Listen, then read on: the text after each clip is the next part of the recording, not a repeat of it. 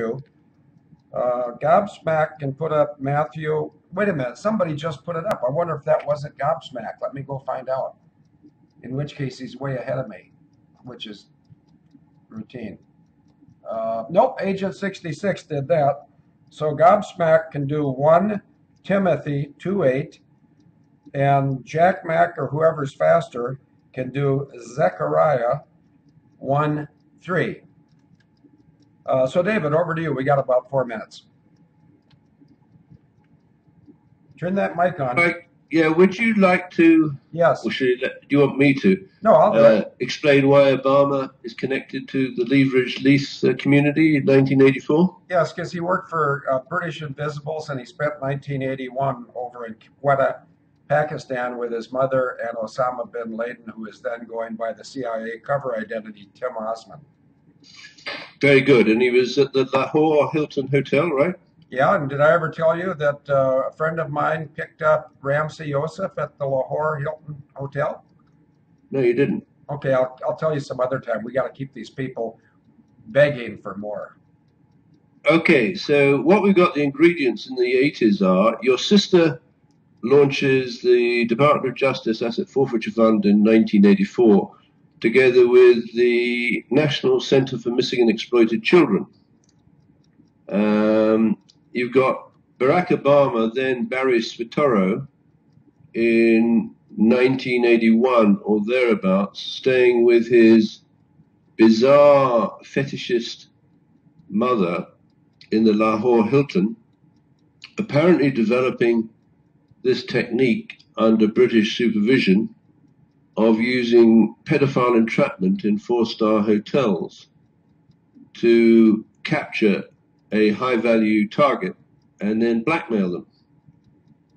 So when Obama goes to BIC in New York and learns about and promotes and describes and develops leverage lease techniques, the guy he must have been working with, I believe, would be Walter Wriston, the man who provided loan finance to Mr. Trump.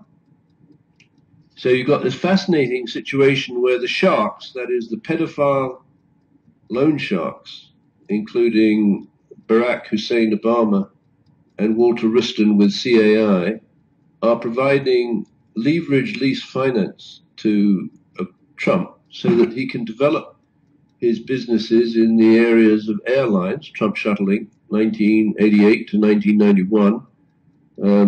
And I don't want to be too disrespectful of this guy, your president, but it does seem to me a little odd that he would choose to plate the toilet seat with gold leaf in order to add a certain...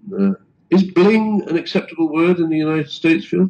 Yes, it is, but just like you've recovered from some childish behavior involving muscles at the Pink Pussycat in Paris, and What? What? What? What did I just say? Well, I mean, I'm just, that's an exclamation of surprise. Well, then why don't you let me finish my testimony and then act even more surprised? All right, go ahead. Yeah, you no longer hang around places like the Pink Pussycat to watch women project muscles, the kind of muscles that are seafood, MUSSELS. And there's a lot of things I used to do when I was younger I don't do anymore. So I think Trump is entitled to the same opportunity to say that 26 years after he was doing what he used to be doing, maybe he's doing something better. But you know, it's almost prayer time. So do you want to make a short statement? Very quickly, I would say, yes, I think he's perfectly entitled to that. However, the loan sharks would not have gone away, and they'd have built up a battery of collateralized debt obligations that could be constraining President Trump right now. And it's our job, I believe, self-appointed, to relieve him of that burden. Over to you. Yes. It's fun having your burdens relieved. There was once a song actually there still is a song, somebody will put it up, The Bright Side of the Road by Van Morrison. But let's go into the Jesus Calling book for today's date, February 6th. Come to me and rest. I am all around you to bless and restore. Breathe me in with each breath. The way just ahead of you is very steep.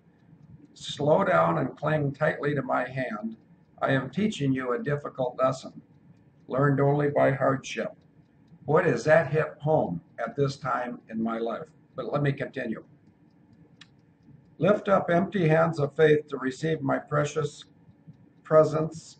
Light, life, joy, and peace flow freely through this gift. When your focus turns away from me, you grasp for other things. You drop the glowing gift of my presence as you reach for lifeless ashes. Return to me, regain my presence. Someone put up Matthew 11:28 to 29, but I'll read it. It has special significance to me, and I won't say why unless I'm face to face with somebody who asks me. Come to me, all who are weary and burdened, and I will give you rest. Take my yoke upon you and learn from me, for I am gentle and humble in heart, and you will find rest for your souls. And then from 1 Timothy 2:8, I want men everywhere to lift up holy hands in prayer without anger or disputing. And from Zechariah 1:3, therefore tell the people, this is what the Lord Almighty says, return to me, declares the Lord Almighty, and I will return to you, says the Lord Almighty.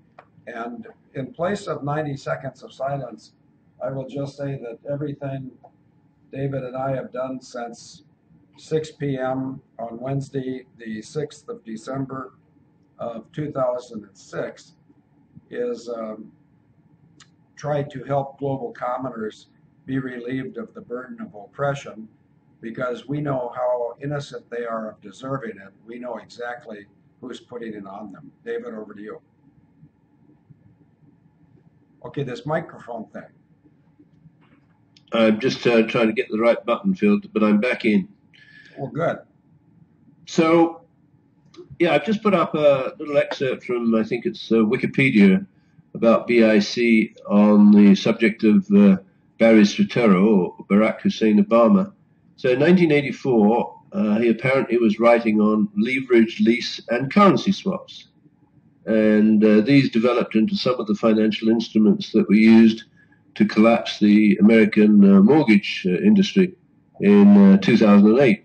So this guy, he may be a community organizer, but someone was fast tracking him towards a career ultimately that would take him to the White House, past a number of techniques developed by the mob in New York to control and blackmail and extort potentially people of influence, such as, for all I know, Walter Wriston and Donald Trump. And it's not so much that I think Trump is a perpetrator, I think he's a victim. So when your sister develops this technique of piping pay-per-view snuff films and child pornography into the guest suites of elite hotels, she ends up with an amazing resource to extort concessions from the people staying in those hotels, which are frequently occupied by powerful or influential or potentially powerful politicians or business people or military leaders or whomsoever.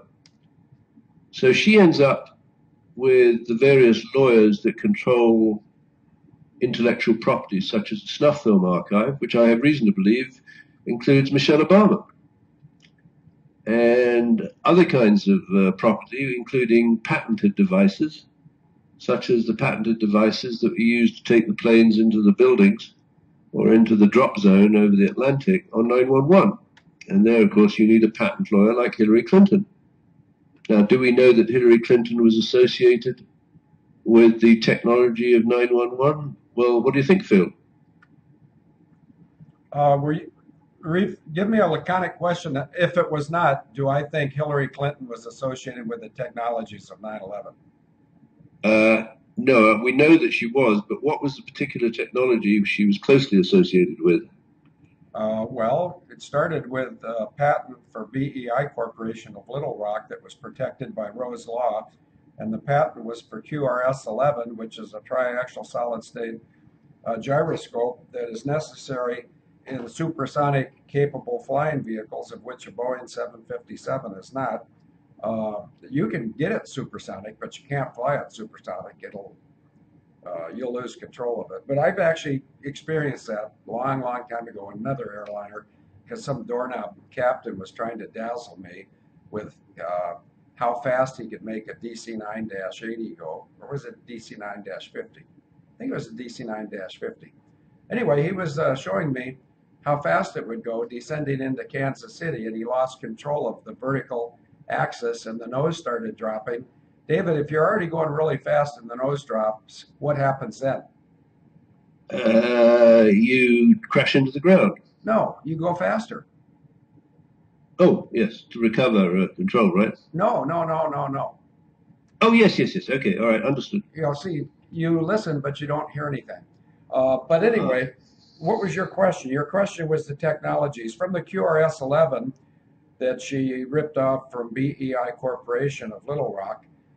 Then she worked with Raytheon Corporation, who made supersonic, all sorts of supersonic air-to-ground missiles and air-intercept missiles.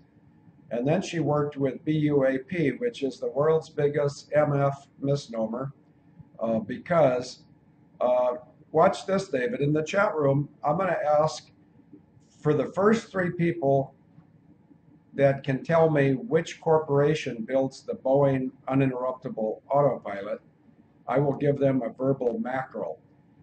And then from the Boeing uninterruptible autopilot, she coupled that with the ATI, which is the air tranquility injector or infuser or whatever. And then collectively, these things are all called actually the name of I'll put it up because it's confusing. When you take all these pieces of excrement, make a giant shit sandwich, collectively it's called the bugs, all capital letters, BUGS, capital S01, capital E03, bugs S01, E03. So, David, that's quite a mouthful. Did I answer your question?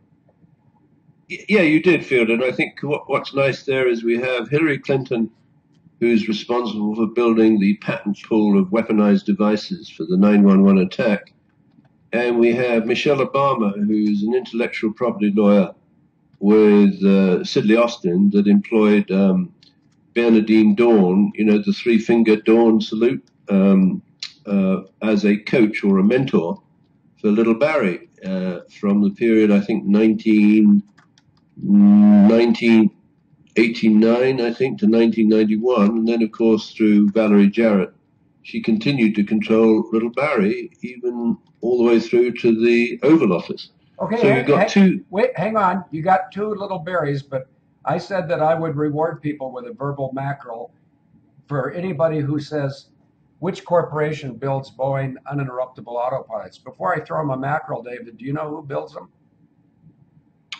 General Electric, right? Yep, Agent 66 knew, Gobsmack knew, Jack Mack said Honeywell, and that's right because it's called the Boeing Honeywell uninterruptible autopilot. So Honeywell participates, GE delivers it, Boeing installs it. Agent T and Slacker got it, Eagle H got it, David R got it, Karen S got it. I think that's all the mackerels I need. Anyway, go ahead, David, and do you remember where you were at? Yeah, sure. Good, over to you. Yeah, so we have to ask ourselves, how come Christine Marcy exercises such control over her prospective enemies that they keep their mouths shut? Well, this is the